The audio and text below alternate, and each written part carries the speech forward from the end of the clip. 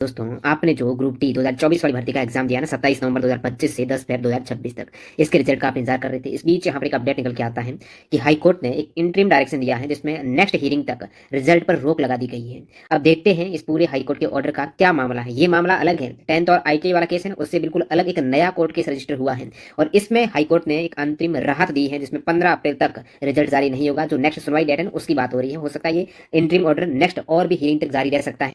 तो देखते हैं कि कब तक ग्रुप डी का रिजल्ट आ सकता है और इस कोर्ट केस का क्या इफेक्ट पड़ेगा। वैसे ये केस रजिस्टर हुआ था आपके 13 मार्च 2026 को और नेक्स्ट इसकी लिस्टिंग है 15 अप्रैल। ये तेलंगाना साइड से जो कैंडिडेट हैं उन्होंने ये तेलंगाना हाई कोर्ट में केस डाला और तेलंगाना हाई कोर्ट ने ये इंटरिम डायरेक्शन दिया। अब इस पूरे केस को समझते हैं, इसमें इनकी क्या मांग है। तो ये प्रेयर के अब यहाँ पर इसको आप देखेंगे, प्रेयर को देखेंगे तो ये किसके रिगार्डिंग है। ये CCA वाले कैंडिडेट की तरफ से जिन्होंने 2022 से पहले एक्ट अप्रेंटिस किया है, उन कैंडिडेट ने यहाँ पर ये रिट लगाई है। और इसमें इन्होंने क्यों लगाई है, तो एक ऑर्डर का इन्होंने रेफरेंस दिया है जो आया था आपके फरवरी 2021 में।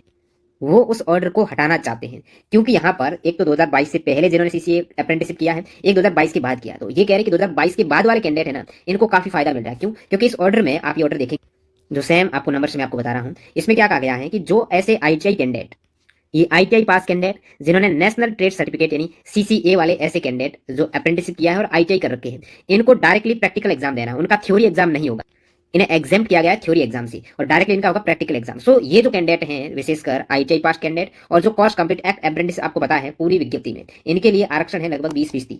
तो ये 20% हॉरिजॉन्टल रिजर्वेशन है। जैसे टोटल वैकेंसी 100 आती है तो 20 वैकेंसी तो इन CCA वाले कैंडिडेट को। अब CCA वाले कैंडिडेट आपस में यहाँ पर लड़ रहे हैं, कोर्ट में गए हैं कि इस ऑर्डर को रद्द करो क्योंकि इसमें जो ऐसे ITI कैंडिडेट जिन्होंने CCA किया है 2022 के बाद किया है, उन्होंने केवल प्रैक्टिकल एग्जाम दिया, थ्योरी नहीं दिया है, उनके मार्क्स ज्यादा। तो आप कहेंगे ज्यादा मार्क्स से क्या फर्क पड़ता है। आपका ये मतलब है कि मेन एग्जाम तो आपका CBT है, उनके बेस पर मेरिट तय होती है। लेकिन जो CCA वाले कैंडिडेट है ना, उनके आपको पता है कि 1/3 मार्क्स, 1/3 मार्क्स हैं वो ये CCA वाला जो उनका सर्टिफिकेट है NCBT, उनके मार्क्स इनके ऐड होते हैं। जैसे इनका ऐसा केस रहता है कि 2/3 मार्क्स उनका रहेगा CBT का प्लस 1/3 मार्क्स रहेगा ये NCBT यानी CCA का। इनको जोड़कर मान लेते हैं ऐसे कैंडिडेट जिन्होंने प्रैक्टिकल एग्जाम दिया है, थ्योरी नहीं दिया 2022 के बाद, उनके ये मार्क्स ज्यादा आ रहे, तो उनको कहने का मतलब ज्यादा फायदा हो रहा है। जो 2022 से पहले वाले कैंडिडेट नहीं चाहते तो उन्होंने क्या किया, रेस्पोंडेंट नंबर 1 जो है DGT, मतलब जो ITI वगैरह जो स्किल डेवलपमेंट, ये अलग डिपार्टमेंट है रेलवे के अतिरिक्त, ये ट्रेनिंग करवाता है ITI वगैरह है, इनको डायरेक्ट करने के लिए कि आप रेलवे को डायरेक्ट करो, ये नियम में चेंज करो।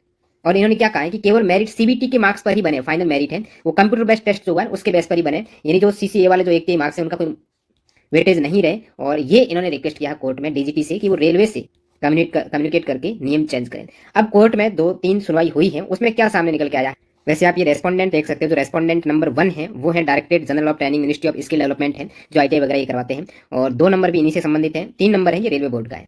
अब नीचे आप देखेंगे लगभग इनके 4 ऑर्डर हैं। ऑर्डर फर्स्ट में आप देखेंगे तो जो DGT है, रेस्पोंडेंट नंबर 1 है जो ITI वगैरह करवाते हैं, इन्होंने क्या कहा कि हमारा कोई भी योगदान नहीं है रेलवे के जो रिक्रूटमेंट के नियम बनाने से संबंधित, हमारा कोई भी योगदान नहीं है।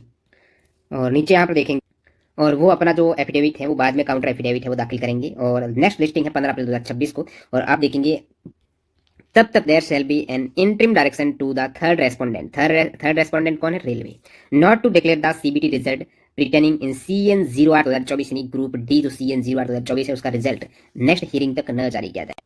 और साथ ही साथ यहाँ पर पिटिशनर कोई जो याचिका करता है उनको भी परमिट किया गया है कि आप और भी याचिका करता के यहाँ पर पार्टी को शामिल कर सकते।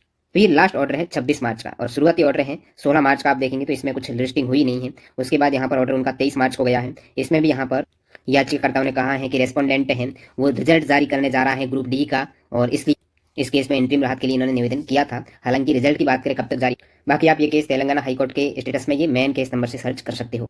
अब रिजल्ट की बात करें, वैसे भी 15 अप्रैल तक रिजल्ट की कोई संभावना थी नहीं और इस केस में भी मेरे को नहीं लग रहा है कि ज़्यादा देर ये इंटरिम राहत मिलने वाली है। जैसे आपने देखा था कि मजबूत केस था ग्रुप डी वर्सेज जो ITI वाला था, उसको भी सुप्रीम कोर्ट तक खारिज कर दिया गया था। तो इस केस में ज़्यादा ये रिजल्ट प्रभावित होने की संभावना नहीं लग रही है।